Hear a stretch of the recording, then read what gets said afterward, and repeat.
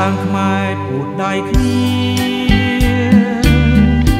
រួមសាមគ្គីគ្នាធ្លុំមួយកុំរញរានាំគ្នាជួយកុំបណ្ដោយឲ្យខ្មែរសាបសូន្យកុំបណ្ដោយឲ្យខ្មែរសាបសូន្យ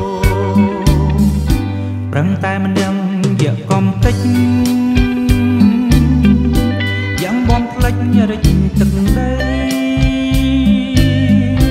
ឲ្យជីវិតខ្មែរប្រុសស្រីរស់អស់ហើយភ័យគ្មានហែលហើយរស់អស់ហើយភ័យគ្មានហែលហើយព្រៃឈើអស់ខ្សោះធម្មជាតិ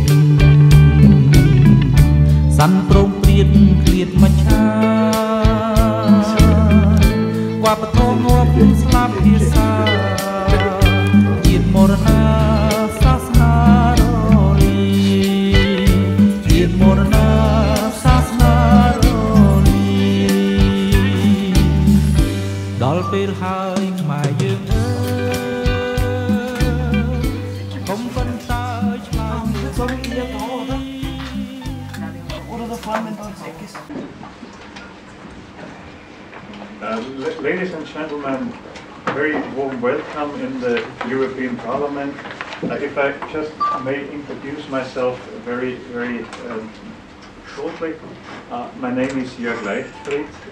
I'm the head of the Austrian Socialist delegation in the European Parliament, and my friend Joe Weidenholzer asked me to speak some very little words of welcome.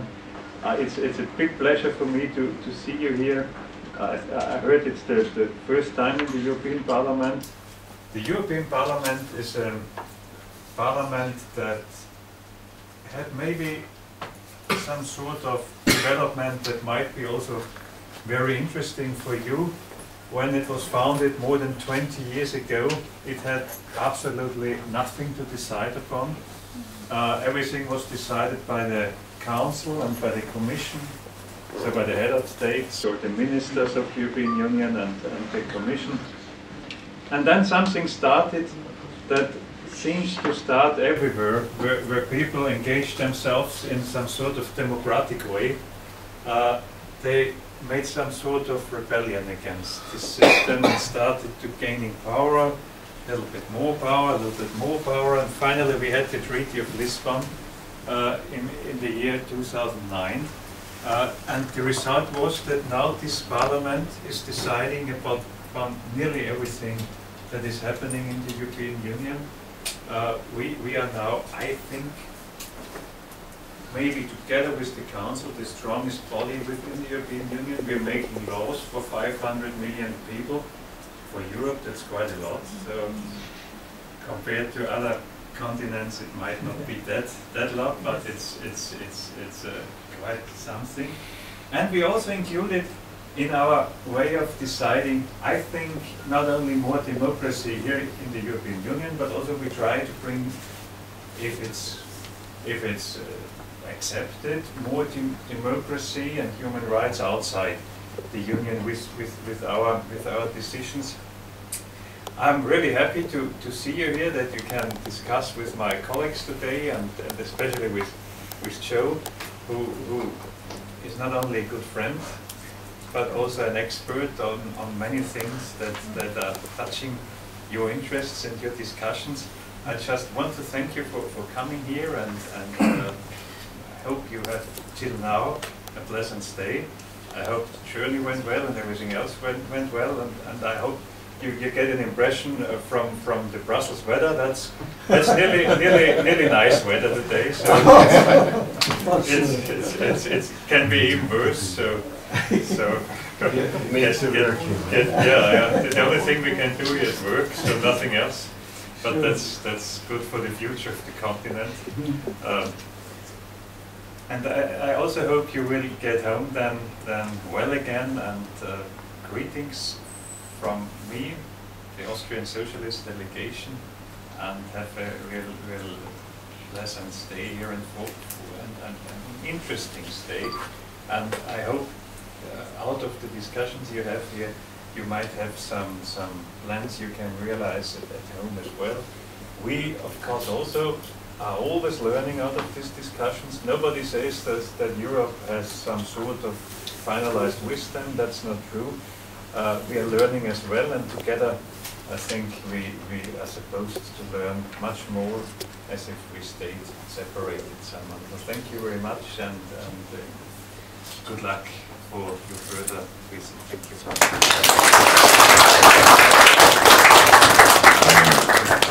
Okay. So after this official introduction, I also want to welcome warmly at this unusual occasion, because I think it is unusual even in this house, which is a place for a lot of activities and discussions, that we are discussing the questions of Cambodia. Cambodia, I think, is left out of political discussions in Europe, and to some extent this is a kind of blank in the map of our political thinking. So this is unusual that we are discussing it here, and most of us, I suppose, are here for the first time. This is good so, because our house is an open house, and we want to come in contact with as many people as possible to discuss the future of our common planet. But it is also unusual because of our guest. He is an unusual personality. He has a really interesting personal history.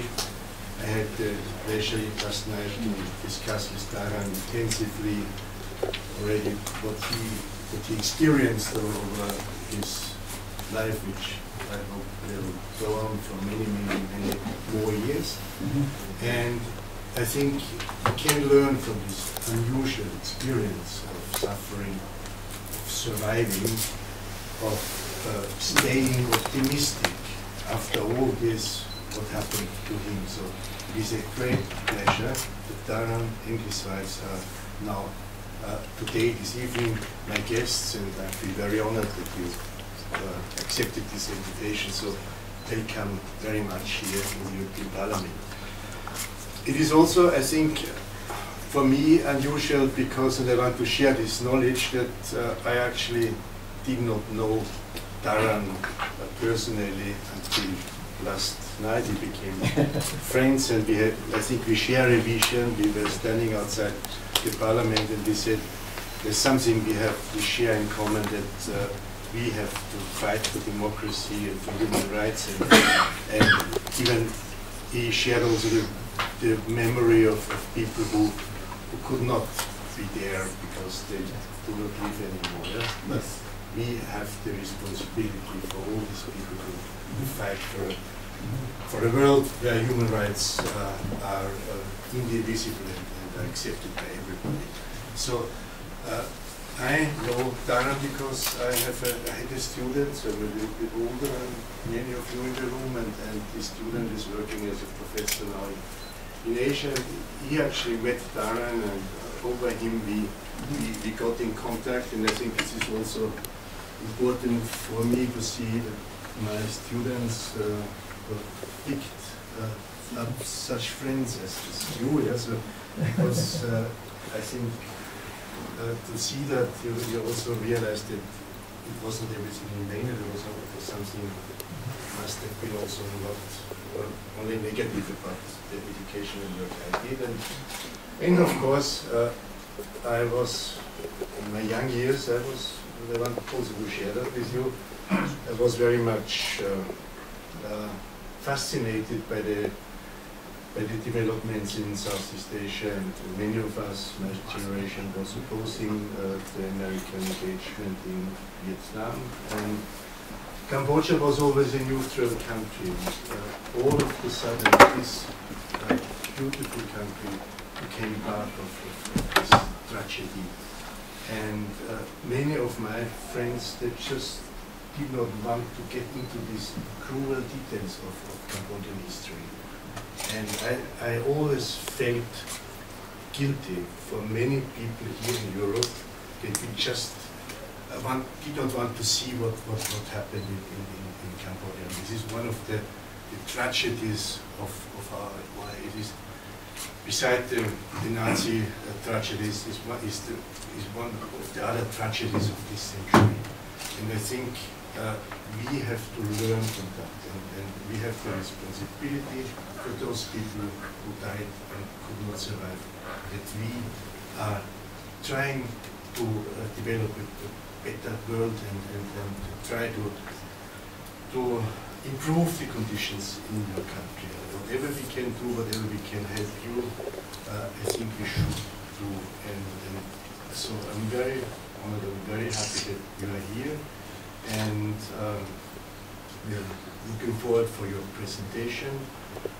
And I also hope that we can have at least some discussion, because as I said, this house is a house of discussions, and we want to learn from your experiences, we want to know your wishes, your problems, and we also want to contribute if wanted. So, welcome, Daran, and the floor is yours.